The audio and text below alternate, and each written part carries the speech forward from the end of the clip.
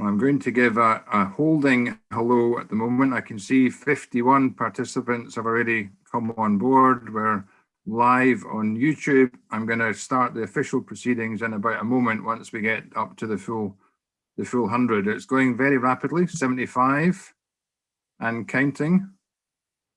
So bear with us a moment or two until we have everybody in.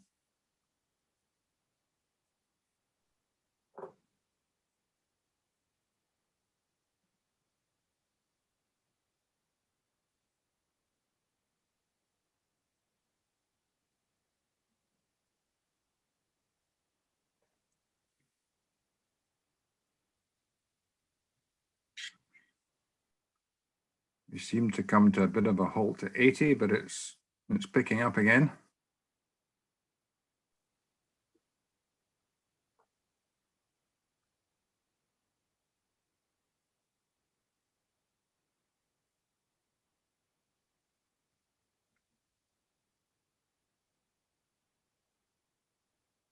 Okay, so there are a few stragglers coming in, but can I say good evening and welcome to everybody.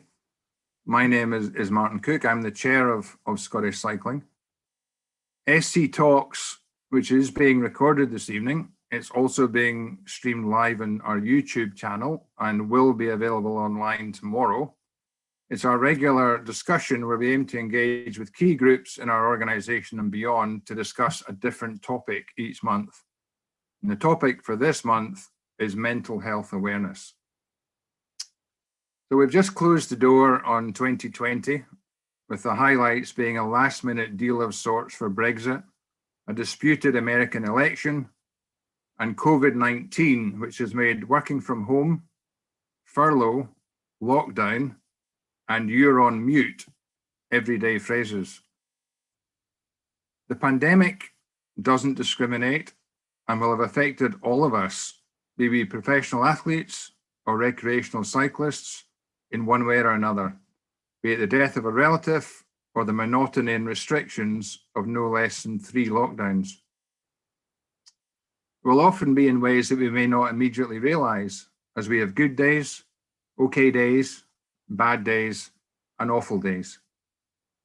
We may benefit from talking about the impact in each of us as individuals, and hopefully tonight's discussion will help everybody in that regard. As well as being the chair of Scottish Cycling, I spent 6 years from 2009 to 2015 as a volunteer Samaritan, taking calls from those suffering from anxiety, depression, and worse. So I know firsthand how valuable it can be to be able to speak to someone who will actually listen.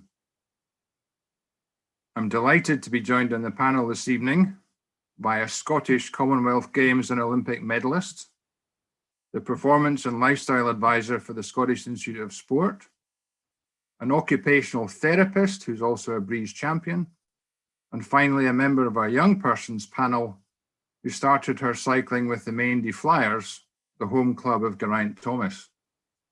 So can I now ask the panel to briefly introduce themselves, including something about their experience in cycling.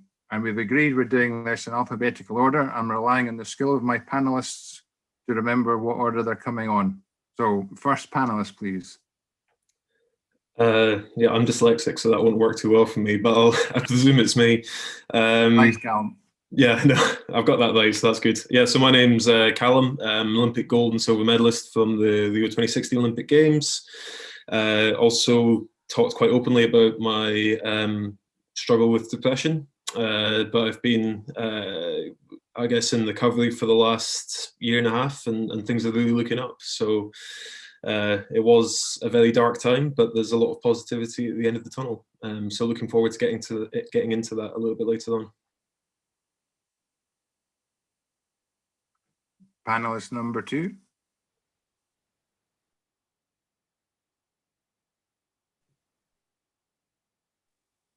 Good evening, Chris Foley here from the Performance Lifestyle Advisor at the Sport Scotland Institute of Sport. Cycling has been in my life since I was a wee boy, messing around on BMXs, mountain bikes, so on and so forth. It's been an integral part of my life. I did take a deviation into triathlon, which I know is a potentially contentious word on a cycling presentation, but yeah, still part of my life. But I do absolutely love my cycling, out in nature, gravel biking, mountain biking. With regards to mental health, I think it's been something that I think I'm fortunate that I've probably not really experienced it in any significantly unhelpful way, but I've been around it all my life. One key time was a colleague in my French triathlon team that I was racing for in our early 20s. Loveliest guy you could ever meet. 1 year, that's it. He decided to take his life, and it came as a massive shock to all of us in the team. And I guess it just suddenly jolted me into the reality of what is out there, and it's something I've never experienced before. And then in my coaching career in triathlon, prior to my work in the Institute of Sport, I guess I became more and more aware of the challenges that the job of coaching wasn't just about making someone physically better. There was actually the awareness of what it took to be mentally sound in order to transfer that energy into your physical attributes. And then working as a performance lifestyle advisor, I've been thrown even deeper into that world of exploring and supporting mental health challenges across a full spectrum, including suicide attempts. So I feel very privileged to be working in this area, and I'm really grateful for Martin and Scottish Cycling to invite me in tonight. Thank you. Thank you, Chris. Hi, my name's Claire Martin. I'm an occupational therapist with NHS, and I specialise in mental health. I've been cycling since I was a child. I used to pretend my bicycle was a horse and had great fun, just having a lot of it, kind of ride abouts with friends. More recently, I have become a Breeze champion, so I volunteer to lead cycles for women, and I find that really helpful. And I like doing a bit of mountain biking, so particularly after a hard day at work, it's always busy in my job and it can be quite emotionally demanding. It's nice to get out on the bike and go into the forests and do a bit of mountain biking. Lets me switch off. Thank you, Claire. And finally. Hi, I'm Izzy. I'm an engineering student at Edinburgh Uni, as well as I coach at ERC in Edinburgh with the kids clubs. And as Martin said, I'm from Cardiff originally, so I've coached there for quite a long time as well. And I think because I'm a uni student, I'm very aware of mental health. I think everyone my age at uni, we talk about it all the time, and it's not really in a good way, but it's very present with kind of academic pressures and stuff like that. And yeah, I think I just want to be part of the kind of the wider conversation about kind of lessening stigma around it. Thank you very much, Izzy, and thank you, panelists, for that introduction. So we've got a number of questions to try and get the conversation going, give it some structure. Though for all of the participants in the call, you can use the Q&A function to raise points and ask questions. And I'm very pleased to have Morven and Lucinda from Scottish Cycling monitoring those and feeding them into me as we go. So obviously we've mentioned at the top of the call the pandemic and so on. I'd be interested to know, and maybe starting with Callum first on this one, given your previous history with mental health, has the coronavirus pandemic impacted on your mental well-being and those you work and associate with now, really thinking around your whole routine, work, travel, training, all that type of stuff. So you want to share some thoughts on that? Yeah, absolutely. So I guess when you transition away from sport, it's quite a worrying time as an athlete. I think, you're used to being judged by the stopwatch, and then you have to go and try and get a proper job and, try and build your own worth in a different sector. So following my retirement, I started kind of freelancing. So I had some pretty good positions with Sports Direct Group and Science and Sport. Basically just consulting these companies about how they could get involved with athletes, how they could use them as an asset a little bit more, and hopefully trying to get athletes to earn a little bit of cash on the side as well, which is win-win-win. Yeah. But I'd say when COVID hit, I found myself with nothing in the calendar, and before that it was pretty full on. I'm part of a couple of kind of athlete advocacy organizations, and I was more used to a lifestyle where we'd fly to Canada for a meeting and then fly on the next plane back the next day. It was really full on, and then I found myself sitting at home with nothing to do. And that's not good for me. I think there's a fine line between distraction and ignoring any issues, but then also there's an element of keeping yourself busy. So I started to kind of try and find something to do, and there wasn't much on offer in particular, but I was keen to do something. So I actually ended up being a Tesco delivery driver. I initially started looking to be an NHS volunteer, but a lot of those services were oversubscribed and looked with the Trussell Trust as well. And I actually really enjoyed it. I think a weird thing about being an athlete, is quite a professional athlete, is that quite often you might have never had a proper job, like as a kid, or quote unquote, with my family would say an entry-level job. You can probably imagine the words that they'd use instead. Yeah. So that was actually quite good. I felt like I was kind of ticking off a bit of a life goal, and it was so different. There was minimal responsibility, and you felt like you were really giving back to the community. Quite often I'd deliver food to people, and this was in the early stages of lockdown, and I'd be the first human to human interaction they would have had for months at a time. So it was fantastic, and it really made me appreciate what it means to be a key worker and the value that these people hold in society, which I think, as a society, is a journey we've all been through in terms of appreciating our key workers a lot more. But the solution to me was just to keep busy, and especially when I fell off my bike again within a couple of months and bust my knee up, I couldn't even kind of get out on the bike and keep myself fit. So Tesco was a bit of a lifesaver actually for me and my mental health. And I just wanted to prove to myself as well that I'm not afraid to go in at entry level. I think sometimes there's a bit of an attitude that's held amongst professional athletes that they're a bit precious, or they're not willing to get their hands dirty. But I loved it, and now I've got a pretty stable full-time job with the Hut Group, and things are going from strength to strength. So I'd say lockdown was a bit of a blip, but I think the key points was having that support network there, keeping myself busy, finding the opportunities, like whatever they are, just finding the opportunities, trying to find a positive element to your day was really helpful.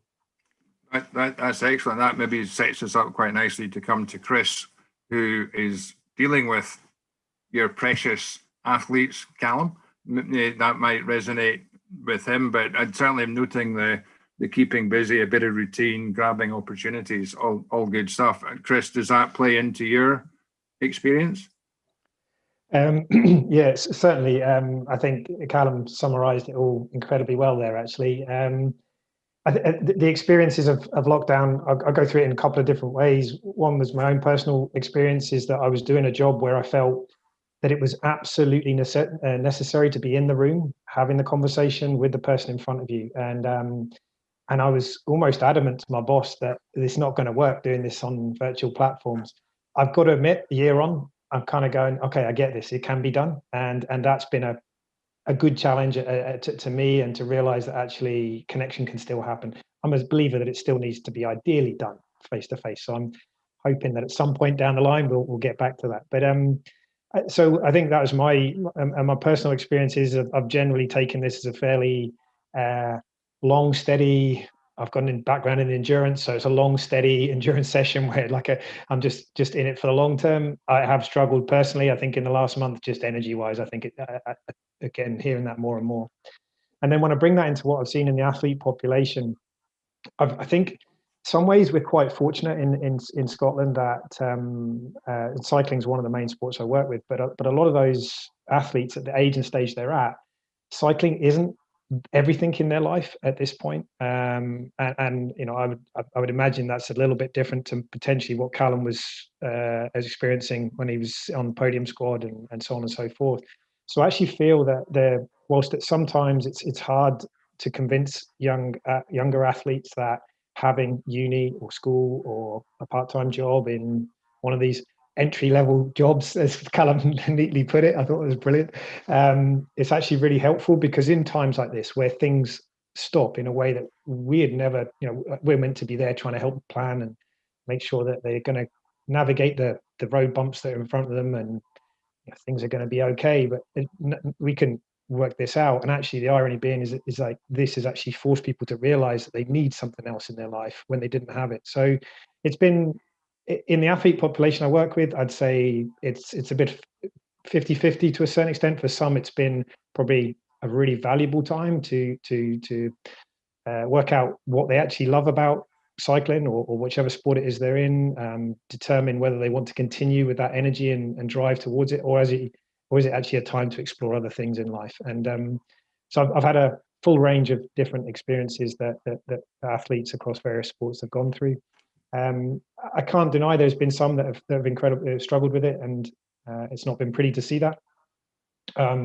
I suppose the last thing I would say is that I am also aware of athletes that have maintained a very strong focus towards their cycling, and have actually, it's been sad that they haven't been able to train and commit in the way that they had previously wanted to. And the performance world hasn't stopped, really. It's been affected, but the performance world has, at the moment, is enjoying a level of privilege, which I think has got good rationale behind it. At the same time, it's not been equal for everybody, but then nothing ever is, and especially not in performance. So yeah, there's a range of different experiences. Yeah, that's really interesting, and I'm going to come to Claire now. In your work as an occupational therapist in the NHS, the performance privilege is not something that's going to be happening every day. You're seeing patients that you need to see, and you're seeing them from all walks of life. So how has that affected you and them, the pandemic? I think when the pandemic first became an issue, I became aware of a lot of people struggling a lot. So people I had known for a period of time really find it difficult to cope with what was happening. And I think as the time's gone on a bit, people have, I think, as you put it quite nicely, gone through waves. So sometimes they're coping, sometimes they're not coping. Sometimes, I suppose, as someone who listens to a lot of the people's stories throughout the day, I've had a really hard day, where you're listening to person after person who's having a difficult time. So I think, that can leave you quite, emotionally drained, I suppose is the only way to say it, because you feel empathy towards the people, and you yourself are also experiencing something in society. So, I think it's touched everyone. And yes, we're not all having exactly the same experience, but, we're all having different challenges. So, that's been really clear. And I suppose our work has been very busy. So, things have been a lot of pressure to work quickly, to deal with more things. So, it is quite the NHS, it's always a job that you feel is worthwhile, but it's also a very demanding job. And I think this time has been particularly demanding. And I know colleagues, you're all making sure you're at work, and, not, on leave for any health reason yourself. So there's a pressure there. And I suppose also there's a pressure to be quite restricted yourself, because some of the people I work with are older, so they're in a vulnerable group. Yeah. So some of my work, it might take me into people's homes, so you're just quite aware of the risks and what's happening. And I suppose part of my job is to know what's happening, to watch the news, so I can sort of speak to people about what they're thinking and how it's impacting them. So yeah. Wow. I mean, you are really living it every day, day in, day out. We'll come back to, your kind of tips and hints for how you cope with that later. Izzy, you mentioned that when you were doing your introduction, that university student, but that it is quite common for you and your colleagues to be talking about this, because you're at you haven't even got to your entry stage job that Callum mentioned, so you're still aspiring to get a job as well. But are you seeing your future potentially being impacted by the fact that university is not the way it was expected to be? Yeah, so when I went, so when kind of the first lockdown came in, I went home back to my parents' house and then spent the summer at home, kind of not really doing very much. But because I'm in my third year of uni, a lot of my friends graduated that summer and then didn't really get into grad schemes because they all kind of got pulled and nobody had summer internships and stuff like that. And it was like watching kind of the carpet get pulled out from underneath them, which was, it was very odd to kind of watch happen because I'm in my fourth year and I still have another year to go. So I'm aware that that might still be the situation when I graduate, but like it is for my friends and some of them still aren't employed in relevant sectors and stuff. Like one of them's working for the Royal Mail and lots of them got Tesco jobs and stuff like that, just to kind of keep them sane because we all got stuck in our parents' houses for the summer after being moved out for 3 years, which was quite an interesting environment. Yeah, it's the unis have, some have adapted well and some have not adapted well. And I think you can see that if you kind of search up any of them online. But yeah, it's been interesting. And so being back home at mum and dad's after 3 years away, did that kind of bring its own tensions as well? Yes. I don't think my parents are watching this, but yeah. I have the smallest room in the house and I just kind of sat in it a lot. I didn't really come up my room very much. But yeah, you just kind of, you get used to living on your own as an adult and then you come back home and it's not that you're a child, but like you get kind of fussed over and stuff, but you're so used to being independent all the time. It's the kind of the dynamic shifts and stuff. And I think because when you go home for summer, normally you like prepare to go home for summer and you expect it. But I moved out of my flat in 48 hours and I like left stuff behind and I've still not got it back and I probably won't ever get it back. And it was a very like rapid shift. I was like, oh, I'm back at home with my parents again, which was lovely, but it did kind of cause some tension. Well, as a father to two kids who have been through university and live and work in London, it was absolutely lovely to see them when they came home at Christmas for 3 weeks. And it was equally lovely to see them go back to London after that 3 weeks. It was good for everybody to recharge and then to separate out again. So that sets the scene really nicely for kind of what everybody's experiencing, and it absolutely plays to what we said at the top of the call. The pandemic doesn't discriminate. It's affecting everybody in many different ways. And despite the fact that so many organisations like the Scottish Association for Mental Health and others try and say mental health plays alongside physical health, there is still a stigma around it. I know that Callum's will be able to say quite a bit about this, so I might go to the other panelists first, Callum, and then bring you in at the end of this section, if I may. So, Chris, perhaps with you first off on that one, have you seen that kind of stigma and the difficulty that people have in talking about mental health? And do you have any ideas or tips about how we could maybe help remove that stigma, apart from having events like this where real people like you are saying there is a stigma, there is an issue, and here's what we do? But unpack that a little bit more if you would. Okay. Yeah, excuse me about my voice tonight. It's been a long day of talking. Yeah, so I think the bit about physical health, mental health, yes, they're intertwined. I don't think you can separate those two things. We are one organism, and everything kind of connects within. So I guess the problem happens when I guess traditional approaches to sport, any form of sport, it is a physical thing, and therefore the physical is often measured or understood or felt a lot easier. And I think it can be described a lot easier what the physical experience of taking part in sport should be. And I guess when, again, I can talk from the performance world perspective, is that when the goal is to find someone's limits of physical performance, the natural tendency is to then explore that and push physically on everything you can.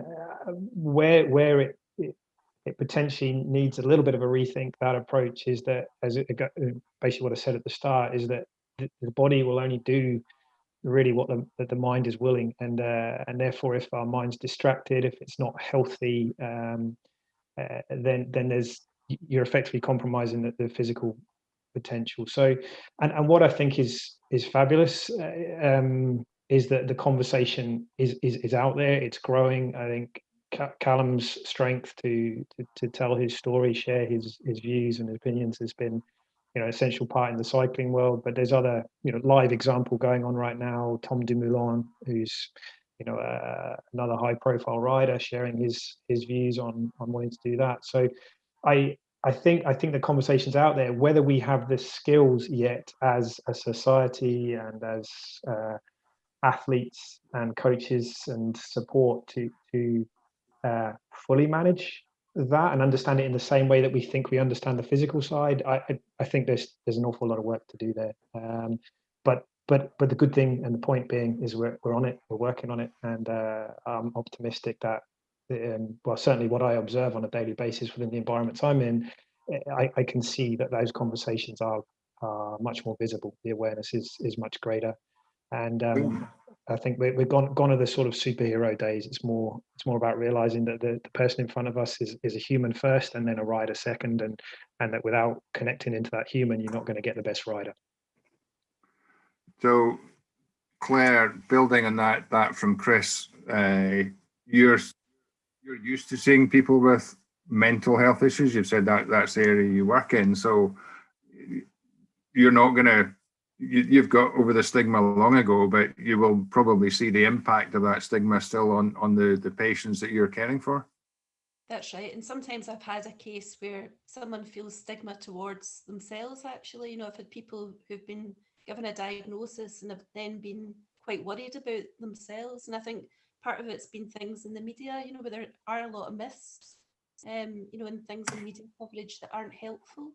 And I think that's where it is the strength of people like Callum, to say, well, this is my, lived experience. And I suppose that also helps me in my work to say to people, look, here's examples of people who have successful careers, do wonderful things, and have, mental health issues they're coping with. But, your life goes on. And, I think the other thing to say is people can improve their mental health, in a variety of ways. And I suppose occupational therapists, we look at occupations, of which cycling would be one thing, for some people, that they might want to do to try and either protect or improve their mental health. But, I think there is a lot of stigma there. There's sometimes people don't want to see me, because they don't want people to know that they have input from a mental health team.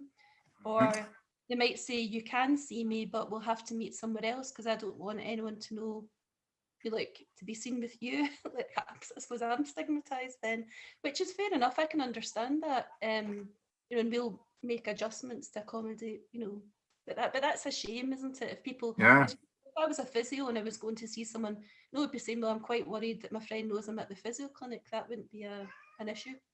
No, there is still a big barrier to be broken down. And it may be that your generation is playing a bigger role in breaking it down, because I know it was hundreds of years ago I was at university, but certainly they didn't talk about mental health then. You say you guys are talking about it quite openly and quite regularly. So would you say that in your generation, the stigma maybe is not as prevalent, or is being broken down? Yeah, I think everyone my age is very aware of it. I remember, at least when I was in high school, one of the upper grades had taken their own life, and no one knew them, but no one my age kind of knew them because we were so young, but we were all very aware of it from quite a young age. And I think that's not an uncommon occurrence for people my age. And we just and now we've all hit uni, and universities don't tend to have very rapid mental health consultations. If you need counselling, it's 5 to 6 weeks. And if you need a referral for CBT, it's another 5 to 6 weeks. So if you apply when you need it, you might have to wait half a year to get stuff like that. So there's a lot of discussion around actually getting the services in place fast enough, rather than like the barrier of like the stigma of like, oh, you need support is not even there. It's like, we need better support and better access is kind of more the conversation that's happening, I think, for people my age at the moment, which is it's a good conversation to have, but it's a shame that it's not, like, those services aren't in place at the moment. Yeah, so I think that kind of demonstrates that society at large needs to get better at recognizing it's an issue, and that it ought to be one that you're able to speak about. And I think, Callum, that sets you up very nicely to talk about the fact that when you wanted to speak about it, the system really wasn't ready to listen to it and respond to your needs as an athlete. And it kind of plays to Izzy's point about, an athlete can't take 6 months off to wait to see somebody. They need the help, and they need it now. Yeah, and I think as an important precursor of what I'm about to say isn't an attack at British cycling or the system. The reason that I do speak up is because it's good to have change and it's good to feed back. But it's interesting because they're definitely, I found there was a stigma in sport, and I think I have quite a convenient comparison in which to make it. So my father and my brother are openly gay, and it was something that I hid from my team for most of my career. But then when I was about to go to the Olympics, the British Olympic Association gets in contact with your family and says, would your parents or family members like any training in case you get any media attention? Which was useful because my granny got a couple of tabloids showing up in her front garden first thing in the morning. She didn't have the training, so she invited them in for tea. But when it came to my dad, we had a really candid conversation, and he said to me, I don't mind hiding the gay thing. And that cut me in half because I realized that I was inhibiting him to be himself. So I decided, like, win, lose or draw, I'm going to be more open about this with the team. So we did a really nice article together in the Gay Times following the Olympics, and it was met with either positivity or total indifference at the team, and those were the two perfect outcomes. On one hand, it's like you announced that your mum was straight, and people just shrug their shoulders and say, well, what of it? Or people were really positive. So that was amazing. And I felt quite guilty for not being more open with them in the past. But I guess that gave me a little bit of a false sense of security when it came to what can be seen as another social stigma, which is mental ill health. And it was a gradual deterioration, I'd say. After the Olympics, I found myself kind of getting worse and worse and worse. Unlike university students, they were very quick to offer mental health support. But as with all of these things, sometimes treatment does work, sometimes it doesn't. You need to keep pushing on to find the right person who can help you. But in summary, it wasn't working for me. And being an athlete, it's really difficult to take a break. There's a lot of people who will tell you to take a break, but you know that it's not quite the same as taking a week off work and then being behind your emails by a week. It's you lose something, or you're scared of losing something physically. But I had a really rough time at the Commonwealth Games in 2018. Missed 2 out of my 4 competitions, and luckily found the help of Dr. Steve Peters with the help of the Scottish Institute when things broke down a little bit with British cycling, and he was one of the people that managed to really break through to me and say, you're seriously unwell. And after 2 years of treatment, he was probably the first person that I genuinely listened to, and we both agreed that I needed a break. So we kind of thought, given all the let's call it media attention that British cycling had in the lead up to 2016, this would be an easy request, because there was the stuff with Shane Sutton and Jess Varnish, and there'd been a review and all that kind of thing. But I was asked to go for a meeting with a fairly high level of management, and I basically gave him the whole story and said that it was medically recommended that I take some time off. And the response was, we can't have all of our athletes taking a holiday, otherwise we wouldn't have a team. and then continued to deteriorate from there with a pattern of behaviour which was really destructive and led to a couple of safety issues. So I think it's fair to say that, you know, there's a general sense that sport tends to lag behind societal advancement in a lot of areas, either in your own mind or because of what you actually experience. Like, people presume a lot of the time that sport's a macho environment, when, you know, the work that Claire's doing proves that it doesn't have to be. You know, we are moving forward. But yeah, I'd say there's definitely still a stigma within sport. But ultimately, you know, I managed to disregard the people that were negative, you know, or a threat to me, basically, and started investing in those who saw me as a human being.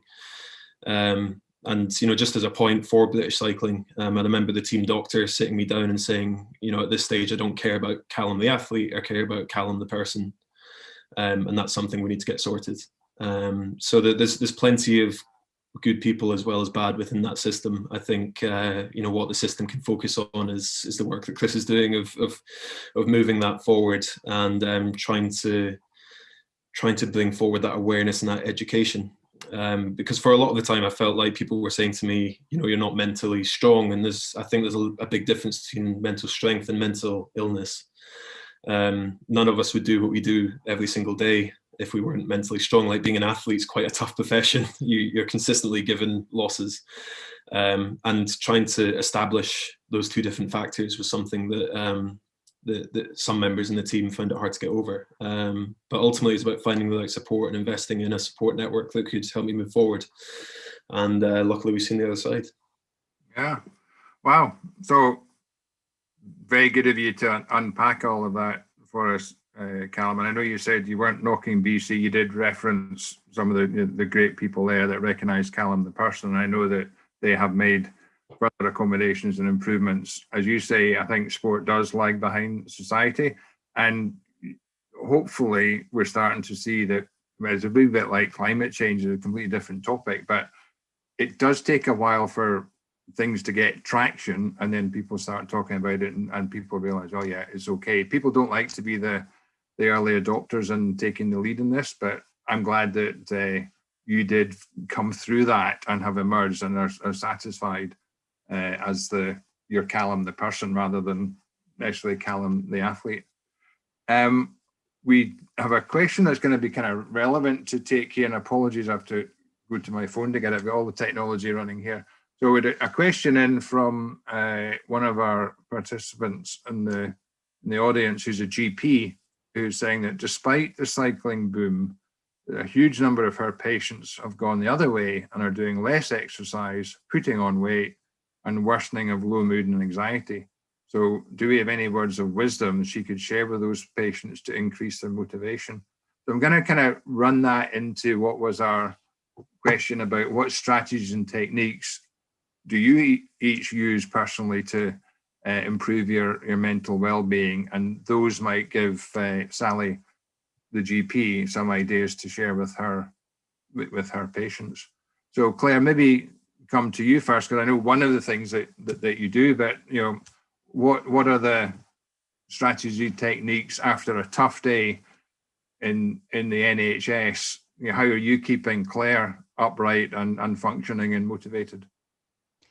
I think for me it's exercise. So if it's a bad night weather-wise and I can't cycle, I might go for a short walk.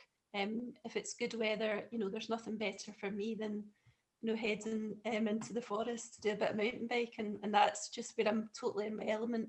And I think it's the focus it gives you, you know, like cycling in the dark in the woods, just quite wonderful. And it really lets me switch off from the day, because I'm thinking of what I'm hearing, what I'm seeing. I suppose, you know, I'd say it's quite a mindful way to cycle. You know, I do use mindfulness in my work. And I would say when I'm mountain biking at night, you know, I'm doing that in a mindful way. Quite often I'll be doing that with a friend, so we'll be catching up, you know, chatting away. We'll meet different people, maybe people walking their dogs, you know, and see other cyclists. You know, so we'll see things happening, and it just takes me away from, I suppose, quite an insular day of, you know, working on something in particular. It just gives me that complete escape. Yeah. See, another thing I think is really important, and I do say that to people I work with, is trying to get some daylight. So this is not a good time of year in Scotland. So I make a point, and I'll say that to the people that I, I'm their therapist, is, I go out for a short walk at lunchtime. So I try and, every day, if it's wet, I put on waterproofs. If it's sunny, I try and get a bit of sunlight, but just a short walk, even 5-10 minutes, out the front door. I'm lucky to live near a loch, so quite often I just walk the 10 minutes down there, feed the birds, take some photographs, back up, back in and refreshed for the afternoon. Yeah. So it's starting what I would say small, so starting realistic.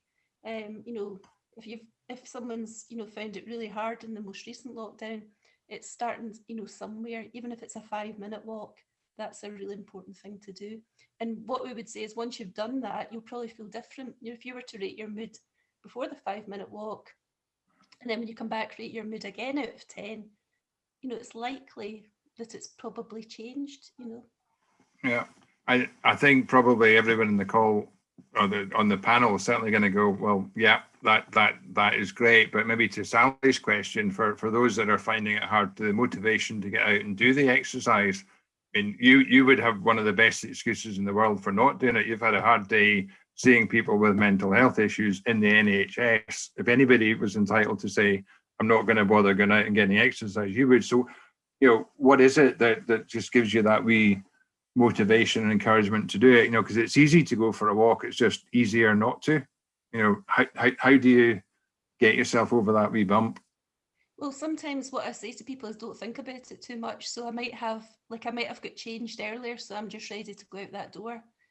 So I just reduce the barriers, because where people can think, well, the weather's bad, or I don't have my boots next to the door. Well, I try and take away these obstacles. So like my walking boots are right next to the front door. And I suppose I know that the research evidence supports, the fact that physical exercise improves our mental health. So I know, and part of my studies was to look at the interlink between physical and mental health and well-being.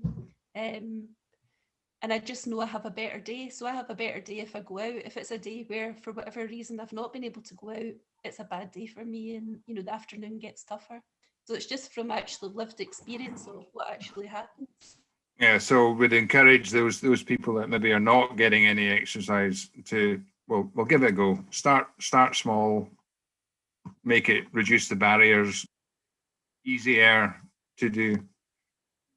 Izzy, sorry, thanks, Claire. Izzy, from your perspective, what are your strategies and techniques to make sure you're working at that kind of higher level and feeling that your mental well-being is in a better place? For me, the first kind of like indication that I'm like maybe like not doing so well is I stop exercising. I just sit in my bed all day. I don't really do stuff like that. So that's kind of my like first indicator that I should leave the house, and I'll like force myself out. I'll like, maybe because I live in the city centre, I'll maybe like do my food shop slightly further away just to get like an extra like 20 minutes kind of out in the fresh air or something like that. But over summer, where like I wasn't doing the food shop or anything like that, I did the most like engineering thing possible and started building a robot instead, which was not outdoors at all. But that kind of like thinking and just kind of keeping your like brain active, I guess, was probably what like saved my summer. Just kind of, and that was like on Teams with my friends from uni and stuff like that. And like it was a ridiculous idea, but we've kind of kept it up. So I think just kind of pursuing stuff. It doesn't have to be physical exercise, which I know it's a Scottish cycling panel, so please excuse, but sometimes it doesn't work the best. Like if you like just like a little walkabout, but also kind of keep your brain active, do stuff you might not normally think to do. If it excites you, just give it a try. And so how is your virtual robot coming on, is it? Ridiculously well, actually. I had I had a marketing summit this morning for it where I kind of like pitched it to 140 people, which was ridiculous. Yeah, it's gone very well. There we go. So I'm not sure not sure whether Sally will be able to sell that to all of her patients that see her in the surgery, but build a virtual robot. But the brain active, as well, the cat ties into what we were saying earlier, mental well-being and physical well-being interrelated, and be a bit of one or a bit of the other. And I absolutely with you. It's not always convenient in this climate to go cycling, even though we all love it. Chris, any tips or hints or hacks from you on how you cope with keeping your mental well-being at a higher level? Well, first of all, I've just realised I've completely wasted my lockdown year, because I have not got a robot that I'm trying to sell to 140 people over. So, Izzy, you're winning. Well done. No, I think I know my sort of habits and routines. I need to get something done in the morning, so it's up and do some movement before anything else. Treat myself to a nice coffee though.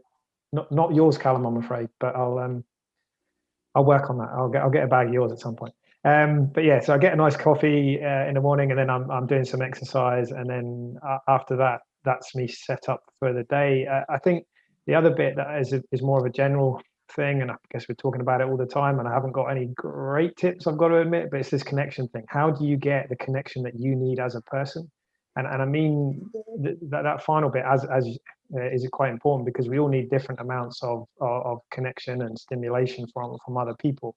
I could probably live in a cave if I wasn't married and stuff like, I could probably do that. And so this whole lockdown in some ways probably has worked reasonably well for my introverted tendencies. That said, I still need that connection through WhatsApp with my pals down south and whatever else it is. And also I'm very fortunate that the team I work in and the staff and the colleagues that I have within the Institute of Sport are positive, active, engaged people, and I feel real privileged to be part of that. And I suppose I also I get to work with young, motivated, energetic people every day, and therefore I'm a lucky person. So I'm maybe not the best guy to get some advice on this one, Martin.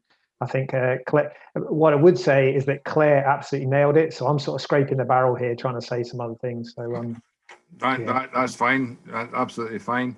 Callum, have you got? I don't know if you're still a Tesco delivery driver, but what are the things that you find?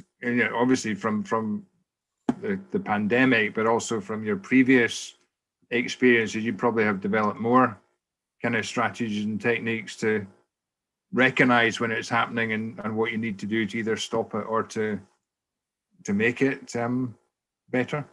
Yeah, for sure. I think one of the things I'd encourage people who are maybe a bit stuck and feel like they've tried everything is you don't necessarily need to be a conformist when it comes to improving your mental well-being. It can be anything. Like if doing a handstand makes you feel better, it's worked. It's like, and that's something that's not true for physical health. It's like if you've got a heart attack and you do a handstand, you're going to be in a worse place.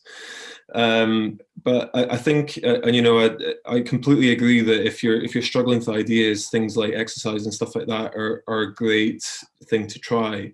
But I'd say where I'm different to a lot of the common advice is I don't necessarily like planning my well-being activities. So a lot of people will say, like, you need to put something in the diary and commit to doing cycling or do whatever. There's nothing wrong with being a fair weather cyclist and saying it's a bit wet today, I'll maybe push it to tomorrow. I'm one of them. I think it's literally about trying to carve out some time where you kind of think, what can I do here to improve my mood? What is going to make me feel good? That's, obviously not destructive, like having a few too many glasses of wine and things like that. But that might be a treat. That might be something that makes you feel better in moderation. It's just to keep an open mind. One of the things that Steve really nailed into me was that, it's a bit like physiotherapy. I think a lot of mental health experts disagree with each other in terms of what actually works, what doesn't. It's still a developing science, but the thing that makes the biggest difference that most people tend to agree on is social interaction, and that's something that we're all going to be lacking on at the moment. And what I found really useful in my recovery was trying to categorize certain people in terms of social interaction, I guess. a simple way of doing it is that you have people that will offer TLC, and then you have people who will be fixers. So someone who offers TLC will give you a cuddle, say it will all be okay, but not actually do anything to solve any issue you might have. It's just kind of a little bit of sympathy, but we need that sometimes. Or you have someone who's a pragmatist and wants to, beat down your door until you get that problem solved. Again, if you're feeling a bit vulnerable, that's probably not the person to speak to, but they're going to help the problem in a long run. So again, I think it's a little bit lazy to say social interaction. Try and take it to a deeper level and say, why do I choose to interact with this person? What do they offer me? What can I get out of it? What can I give to them? And then tailoring that to your mood. It's at the heart of it, it's just about having that social awareness of who you want to speak to and when, and what you want to do and why. And that takes tons of practice. I'm not saying it's easy, but it's just about listening to yourself and being honest with yourself about what might help. I think that would be my piece of advice. Yeah, I think that's all very good stuff. It's not not that just that kind of social awareness, but the self-awareness that everybody's mentioned about what works for them. And we're not recommending here a universal cure. There isn't one size fits all. It'll work for different people. The presentation is bringing in a number of questions and trying to kind of link them back into things we've been talking about. So one of the questions is about how do you manage anxiety about COVID and COVID issues while going out and exercising outside? I think maybe I'm going to give that one to you, Claire, given your NHS, and you're not just worrying about it when you go out to exercise, but you're worrying about it every day when you go to work. Yeah, well, I think it's sort of being aware of what the latest evidence is. So, that's what I follow so that I can know what's found to be safe. But, I think it is knowing that, I suppose everything in life, there's a risk in everything, isn't it? When we step over a front door, or if we stay in the house, there's a risk. So, I think it's just trying to be balanced. So while I say I watch the news, I don't watch it all day long. I just I go to certain verified sources of information that I know are legitimate, and, just keep abreast of things that way. And then I'm just quite sensible when I'm out, in what I do and where I go. So I suppose we have found, and it's been reported quite widely, sometimes people are going to the most picturesque place to do exercise. Well, I don't bother with that. I just go to whatever place I know, I can keep social distance, or, I can just get some fresh air and some time in green space. So there's, a lot of evidence about nature, being helpful, these times. So I go to places that aren't busy. I think that there's quite a lot of wisdom in what you say, Claire, and being an occupational therapist in the National Health Service, if you're going, actually, you're kind of evidence-led, and you assess the risks when you do it. That's pretty good advice for everybody. Some of the other feedback coming in on the questions are, people pointing out that homeschooling at the moment is a big challenge for people. I don't know whether anybody has got that challenge on the panel, so maybe not one that we can go into particularly, but I absolutely get it. Craig Byrne, the chief executive, when we're having our catch-up calls, I know the days where he's doing the homeschooling, and the calls have got to be short because there's 3 kids to be educated in the way through, and they're also suffering from the lockdown and the restrictions that are imposed. So I think it's being kind to yourself and being kind to others. So probably our expectations of what everybody else should be able to deliver at this time maybe need to be tempered back a wee bit, give them a bit of space, recognize that we may be sitting in a relatively comfortable position in many areas, but not everybody is able to cope with it the same way.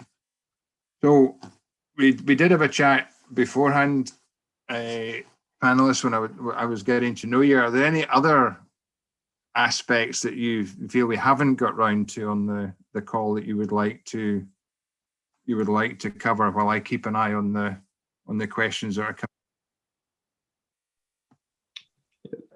Martin, sorry, I'll just jump in that there was something that came up on our call, and it's I suppose a little framework that I'm trying to encourage the athletes to use to get through this time.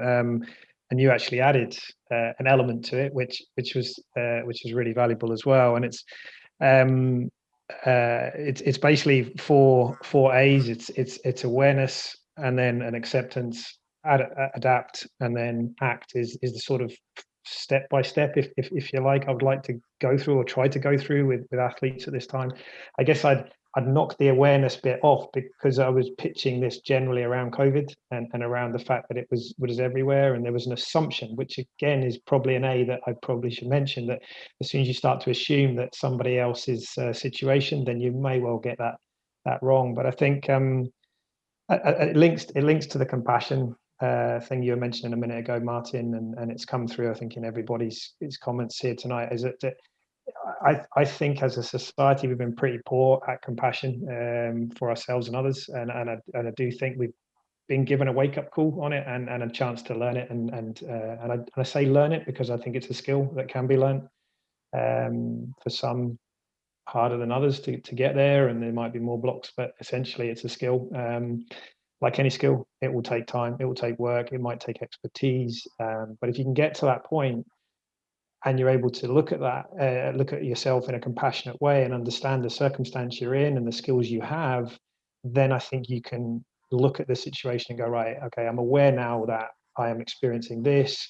Because of that, I accept that I need to maybe change something, and then you work out what it is you're going to change, and then act on it. And I suppose to tie in the comments that Claire was making, it's like that final bit around doing the thing that's going to make the change. You've got to be really smart and sensible about how small that jump is, and if we can make it small, it's achievable. And if it's achievable, you do it once, you do it twice, you carry on, and you build the confidence and the positive connection that you can do something, and you actually find a way through. So that, I think, is where it gets quite hard in maybe the sphere that I maybe work in, is that people want jumps and they want big jumps, and it's there's maybe an expectation on that, and that's fundamentally it's about holding people back and getting the small jumps consistently over a period of time. But I say it's about performance, but actually it's about life in general, just consistent little steps, and realizing that we need to look after ourselves and be good to ourselves as well. I'm happy to take a challenge from you there, Martin. No, I think that was actually a really, really nice summary in effect, Chris. I realize we've got a minute to go, so there are more questions coming in, quite a lot about young people, and I think there's a suggestion that there might be a separate session for young people, because we're not, apart from Izzy, we're not really that young, so maybe we need a separate session on that to help. But I think overall, I could see a great kind of commonality of theme coming through about the need for the benefit of human interaction, the complete intertwining of physical and mental health, and you can't look at one in isolation.